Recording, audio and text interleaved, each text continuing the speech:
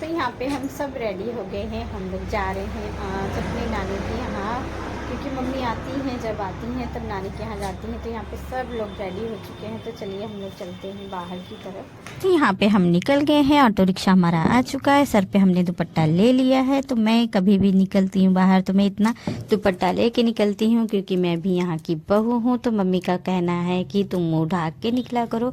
मेरे बच्चे चाहे जितने भी बड़े हो गए हैं, लेकिन जो मुझे नियम है वो फॉलो करना है, क्योंकि मम्मी कहती हैं कि अपना जो अदब है, इज्जत है, वो दुपट्टे में ही होता है। तो मैं कहती हूँ कि ठीक है मम्मी, मैंने सर पे दुपट्टा ले लिया है। तो यहाँ पे रिक्शा आ गई थी तो हम बैठ गए हैं। यहाँ पे हम पहुँच चुके हैं अभी मढ़ियाओं।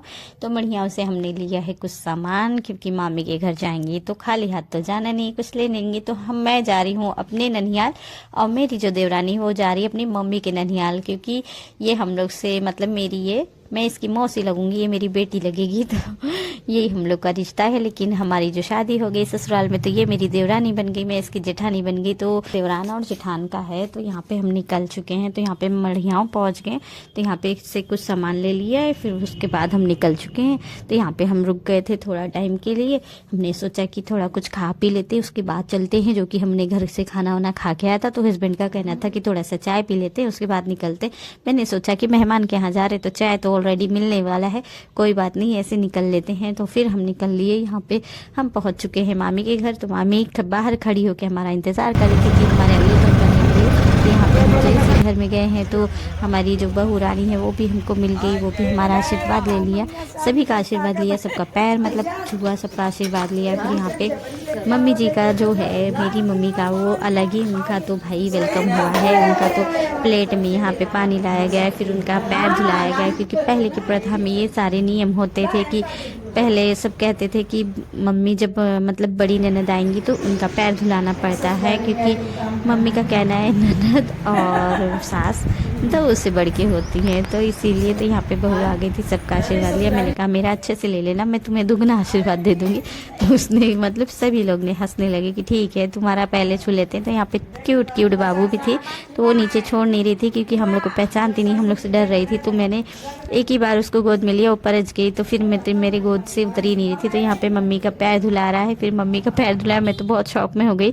तो मैंने कहा कि पप्पा पप्पा चलो देख, पप्पा मम्मी का पैर धुला रहा है यहाँ पे। तो पप्पा भी उठ गए थे, पप्पा भी देखने चले गए कि मतलब मम्मी सासू माँ का तो हरदम ही धुलाता था, क्योंकि वो हरदम ही नहीं हराती जाती रहती है। लेकिन मेरी मम्मी तो जल्दी आती नहीं है, और अगली बार आए थे तो भाभी थी नहीं, तो ऐसा कुछ भी नहीं हुआ था। तो मैं यहाँ पे आ गई भगवान जी का आशीर्वाद लेने। तो ये जो मूर्ति है वो मेरे नाना जी बिठाए थे, फिर नाना जी के बाद मेरी मामी ने उनका सेवा पानी किया, वो बैठा ली हैं। तो यहाँ पे मैं आ गई घर में। तो यहाँ पे बाबू चुप ही नहीं हो रहा था, रोते ही जा रहा था। तो इसे मैंने बाहर सोचा लेके जाएंगे, थोड़ा घुमा फिरा देंगे, थोड़ा इसको पहचान लेगी तो मुझे छोड़ेगी, मेरे को पहचान लेगी तो ठीक ही है। तो यहाँ पे मेरी मम्मी जी का धुला आ गया है, फिर उसके बाद सासू माँ का धुला आ रहा है। तो सासू मेरी भी बहुत जिद की, बहुत जिद की, मेरी भाभी ने जिद किया, मेरी मामी ने जिद किया कि धुला ले पैर। मैंने कहा नहीं, मैं नहीं धुलाऊंगी, क्योंकि मुझे नहीं पसंद है कि मेरा पैर मतलब मेरी भाभी लोग छुए, क्योंकि भाभी और मैं तो दोस्त हैं। तुम लोग धुला लो, तुम लोग सास हो बुआ हो, तुम लोग धुला सकती हो, लेकिन मैं तो भाभी और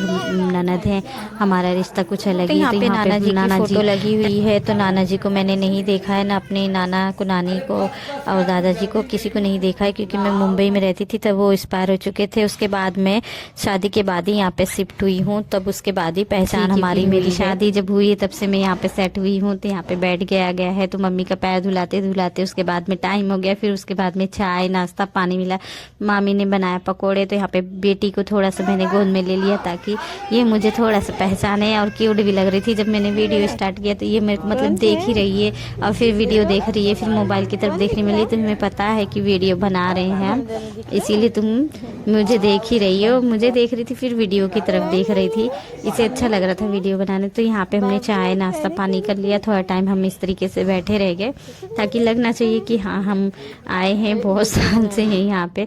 तो ऐसे ही लग रहा था जैसे कि कितने सालों से हम यहाँ पे आके रह रहे हैं। शाम हुआ, सब यहाँ पे घाई मचाने लगे, विदाई करो विदाई करो।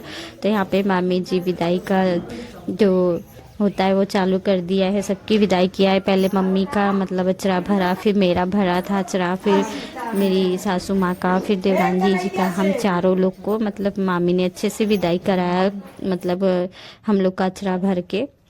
तो यहाँ पे सबसे पहले गए घर में, तो वहाँ पे एक और बच्चा सोया था। तो मेरे भाई को 2 बच्चे हैं, एक लड़का एक लड़की। तो लड़की तो जाग रही थी लेकिन लड़का तो सो गया था, उसको तो हमने देखा भी नहीं। उसके ज़बरदस्ती मम्मी ने, सासू माँ ने जाके उठा दिया कि चलो उठो, अब हम लोग आए हैं, देख ले तुम्हें। नहीं तो हमको वो सो ही रहता, हमको पता भी नहीं चलता। तो यहाँ पे मम्मी जी का अचरा भरा गया, फिर मेरा यहाँ पे भरा गया है, और फिर यहाँ पे अब मेरी देवरानी जी का जो चावल रहेगा वो हम इस तरीके से झोले में रखते जाएंगे। तो यहाँ पे सासू माँ का भी अचरा भर गया।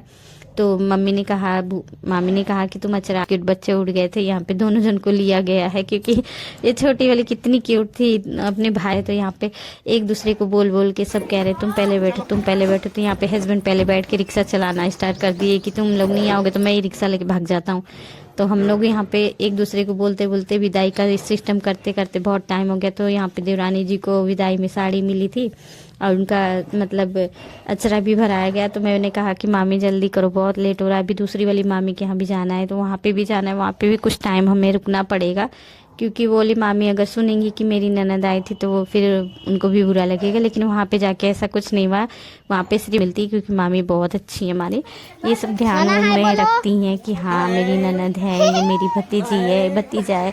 यहाँ पे आने के बाद बहुत अच्छा लगता है मामी के यहाँ। तो यहाँ पे मैंने फिर से आशीर्वाद लिया भगवान जी का और भगवान जी से मांग लिया कि जो भी करना अच्छा करना, हमारा भी अच्छा करना और लोगों का भी अच्छा करना। तो यहाँ पे गोलू ने भी आशीर्वाद लिया, भाभी को गले मिला, भाभी से नमस्ते वगैरह किया और फिर यहाँ पे निकल गए। दोनों बच्चे लोग को थोड़ा बहुत खिलाया क्योंकि बच्चे ना आने के लिए तैयार ही नहीं, क्योंकि पहचानते ही नहीं हम लोग को कि हाँ हम कौन है, आने के लिए तैयार ही नहीं हो रहे थे।